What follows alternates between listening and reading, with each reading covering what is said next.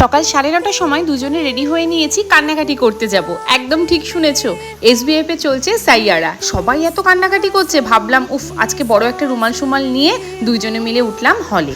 বিশ্বাস করো পুরো মুভিতে এই কাঁদবো করে জানি না আমার খুব খিদে পেয়ে গেল কান্নার বদলে, তাই দুইজনে মিলে হাফ টাইমে চলে গিয়েছিলাম এই যে একটু পপকর্ন নিতে আর কফি। কান্না তো আমার একটুও পেলো না, বরং প্রচন্ড ঠান্ডা লাগছিল এসির জন্য কফিটা খেয়ে একটু গরম হয়ে নিলাম।